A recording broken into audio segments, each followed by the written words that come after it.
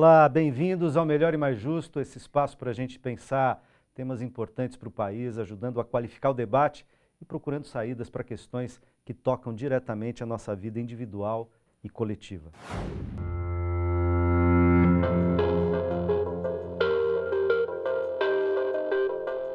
Em tempos de extrema violência, queremos justiça ou vingança? Uma sociedade vingativa educa?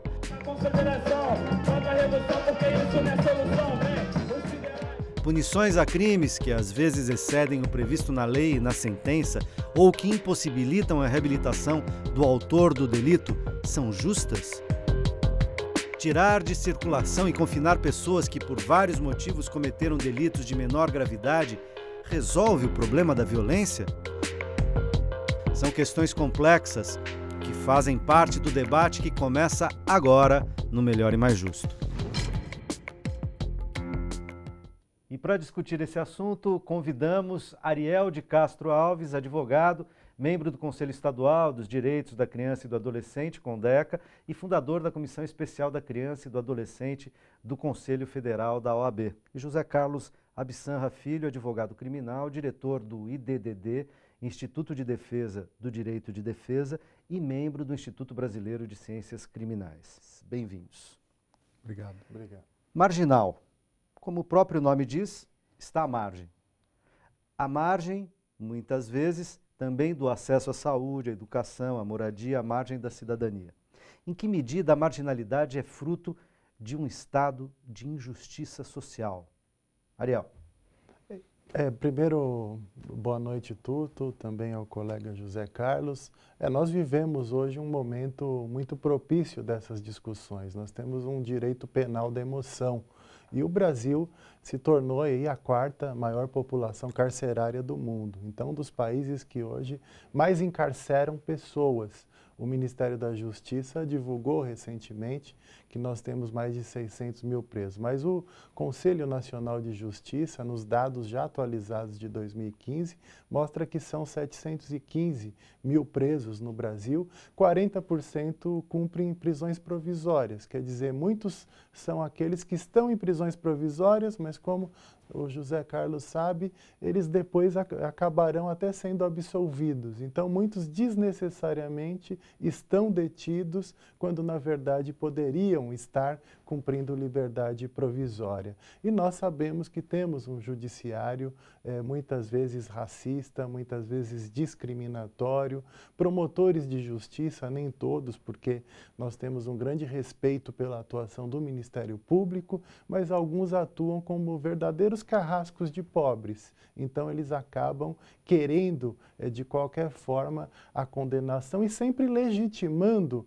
a versão da polícia. Então, é como se a versão da polícia fosse absoluta. E muitas vezes as polícias brasileiras são indústrias de flagrantes forjados. Quer dizer, nós temos uma pressão social para que alguns crimes sejam evidenciados, se encontra o primeiro jovem, pobre, negro, próximo ao local do crime, é aquele mesmo, então, que o policial vai lá e pega, forja todo um flagrante, obriga a vítima a reconhecer. Tem muita vítima que é pressionada a reconhecer e se depois quiser mudar sua versão na polícia ou na justiça, a vítima fica com medo do policial e é constrangida. E fica desacreditada. Então, isso que esse é o que existe hoje no sistema brasileiro. Nós temos que levar em conta também as péssimas investigações. Na verdade, hoje ou se prende em flagrante ou dificilmente nós temos realmente um trabalho de inteligência, um trabalho investigativo, até porque os números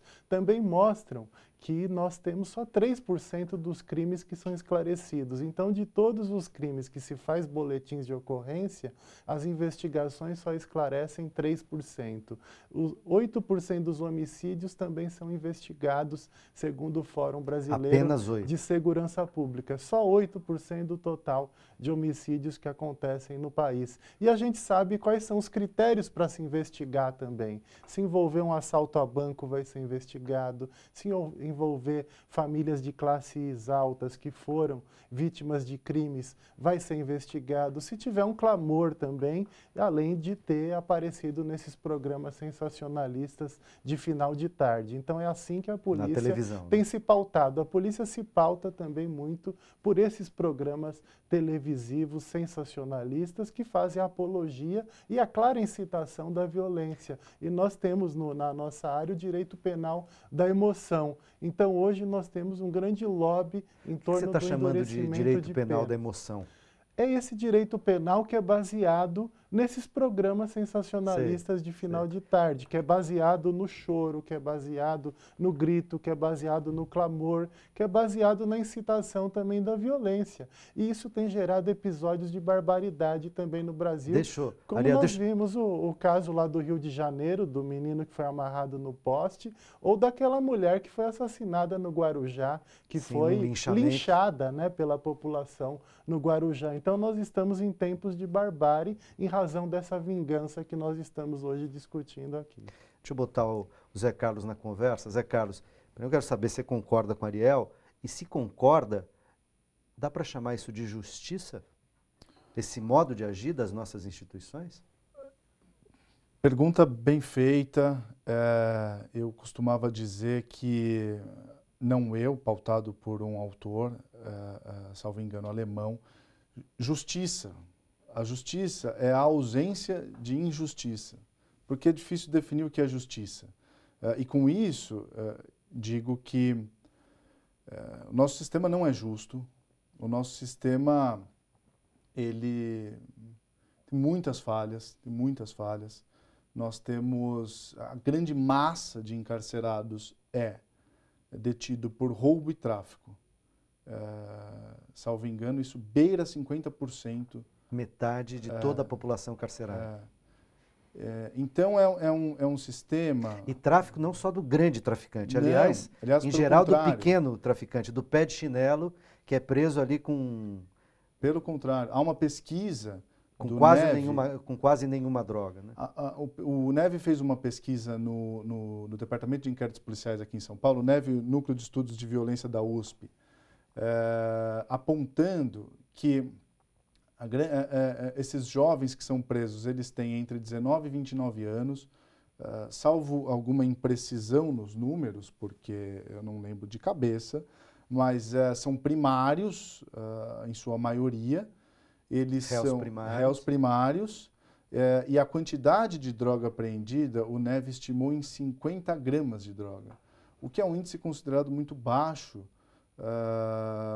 para todo o rigor que a legislação impõe àquele que é tido por traficante. O Ariel está pontuando aqui, de certa forma, a seletividade. Por que seletividade?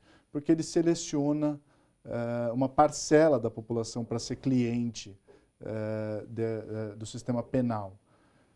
E eu considero isso uma certa crise de identidade do Estado, porque ele é muito inclemente com a parcela mais vulnerável da população, e ele, por outro lado, não tem o mesmo rigor. É muito condescendente com aquele 1%, 2%, 5% mais rico eu diria, eu acho que mais problemático que isso, viu, Tuto, se o Estado fosse tão forte como é nas prisões, no sentido de escolarizar, no sentido de prover bens públicos, ou seja, se ele empreendesse a mesma força que empreende para prender, para dar o bem público, conferir ali o espaço... Inclusive um sistema penitenciário capaz de reabilitar, de ressocializar, mas ele consegue prender, tem 700 e tantos mil presos, mas as prisões não servem para nada, a não ser para aprofundar eu particularmente o crime. Né? Eu tenho uma ideia de que a prisão ela não vai ressocializar em hipótese alguma.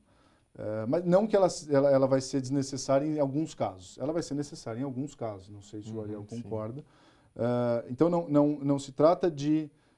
Eu acho que assim, a prisão vai ser necessária em alguns casos, mas na sua grande maioria ela deveria ser dispensada.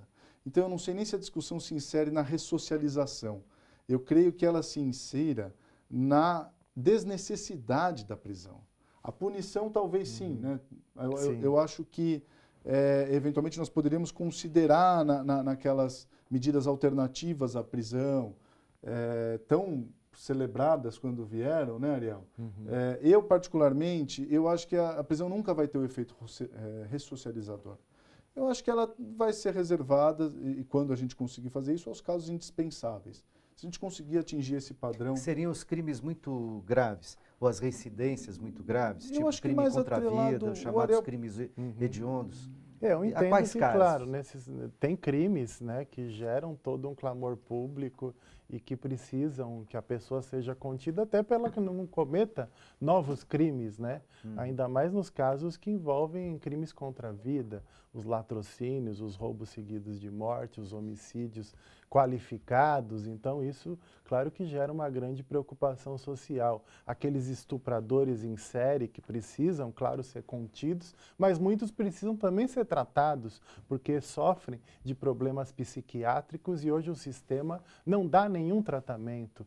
A pessoa muitas vezes é colocada como traficante, mas na maioria dos casos são usuários de drogas que são presos com poucas quantias, que provavelmente... Para alimentar o próprio vício vende, né? Para alimentar o próprio vício, eles comercializam para pagar suas dívidas com o traficante. Porque se ele não pagar, ele vai ser imediatamente assassinado. Então ele passa a ser manipulado pelos grandes traficantes. Né? Exatamente. E essa é a nossa preocupação quando se trata da redução da maioridade penal para crimes hediondos ou crimes graves. Incluíram até a lesão. Incluindo o tráfico, incluindo o roubo, que são os crimes que mais... que os menores mais cometem. Né? As pessoas não é mais cometem. Eu diria que o sistema pega essas pessoas. Porque todo mundo comete crime. Isso, na minha concepção, isso precisa ficar claro. Porque o crime é o quê? É uma infração legal. Você infringe uma lei. Ponto. Então, todo mundo comete crime em algum momento da vida. Qualquer crime. Seja... lesão corporal, difamação. Difamação. Então, eu acho que é mais do que as pessoas cometem mais crimes. Eu diria que o sistema prima pelo roubo e pelo tráfico. Sim, por privilegiar a E captura desse tipo de criminoso, entre aspas. Sim, o Estado brasileiro é muito inclemente. A história, não sei se o Ariel concorda. Agora, nesse sentido, não é muito moralista e conservador? Porque quando estamos falando de uma inclemência para certas dimensões que são morais, né? Porque assim, a questão da droga, a questão da sexualidade, a questão do roubo, do patrimônio, portanto, tá certo? Do patrimônio privado e tal, não mostra, quer dizer, a preferência por esse tipo de crime não mostra um conservadorismo do Estado brasileiro? Você sabe, Tutu, que eu tenho até uma espécie de reserva a esse tipo de enquadramento, porque eu acho que esse enquadramento conservadores liberais, eles acabam até impedindo a discussão. Digo isso por quê? Porque o Estado brasileiro é um Estado formado muito recentemente, todos os Estados são formados recentemente, porque todos vêm, de certa forma, ali desde 1500. Mas o Estado brasileiro, que vem de um país colonialista, com um viés patrimonialista muito forte, ele é um Estado que ele não aceita o roubo. O roubo é um crime muito grave, porque ele é um atentado ao patrimônio do outro. Então ele traz essa opção por prender o ladrão com muita força, um pouco por conta das raízes, eu diria. Então, talvez conservador, sim, mas eu diria talvez mais ligado à nossa história. E eu gostaria muito que nós fôssemos capazes de superar isso. Porque, veja, o roubo é um crime grave. A pessoa ser abordada com uma arma absolutamente invasivo, é violento. Ele violenta a gente. Claro. Agora, eu talvez colocaria a questão no seguinte sentido: por que tem tanto roubo? E eu não vou reduzir a discussão porque é um país que tem muita pobreza. Porque pode ser verdade, pode não ser. Até porque nos últimos anos a gente reduziu muito a pobreza e os níveis de roubo não necessariamente caíram. Exatamente. Eu acho que o Brasil é um país muito violento e, portanto, a sua criminalidade é violenta também.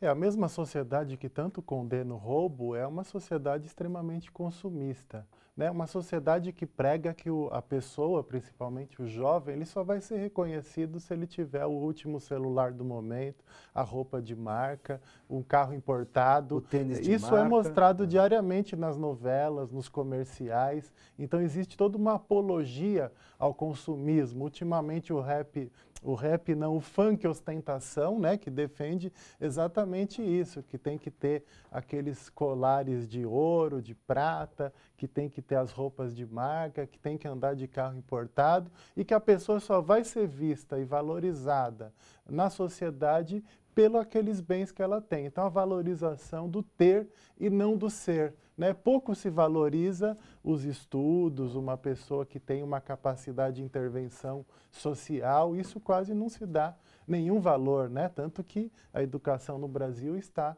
nessa situação extremamente trágica. Então, é também importante nós destacarmos, né, essa apologia ao consumismo. Os meus veículos de comunicação que fazem o dia inteiro apologia à violência, que são concessões públicas, mas que não tem nada de cumprimento de interesse público, de interesse público, né? Os programas educacionais, eles ocorrem das 4 às 5 da manhã e na sequência são só programas deseducacionais, de publicidade, de apologia ao consumismo, de apologia à violência. Então, os meus veículos que fazem essa apologia do consumismo, depois eles cobram a punição daqueles que cometeram os crimes patrimoniais. Então, isso mostra o caráter de hipocrisia. Agora, claro que a injustiça social, que é a sua primeira pergunta, tem relação com a criminalidade também, né? A questão das desigualdades, se a gente for ver o perfil de quem está no sistema penitenciário, e eu acho que todo gestor público deveria se pautar nisso para definir as suas prioridades. Ver de que bairros são os adolescentes que estão em unidades de internação. Ver quais bairros são aqueles que estão nos presídios. Você vai verificar que são os bairros que têm o maior número de jovens e que são os bairros que têm o menor número de programas sociais, educacionais, de saúde pública. Então, são bairros que cresceram de uma forma desordenada. Muitos, por exemplo, aqui na capital, nós temos esses conjuntos habitacionais que foram criados, aquele monte de prédios, foram colocados lá, as pessoas foram para esses prédios e só depois de anos e anos é que chegaram aos poucos as escolas, as unidades básicas de saúde, os centros de referência da assistência social e ainda hoje elas têm um déficit muito grande nesses serviços públicos. De políticas públicas. Deixa eu te interromper, eu preciso fazer um intervalo, mas a gente já volta com esse importante debate, fazendo aqui uma distinção entre a sociedade que vinga e a sociedade que educa. Até já.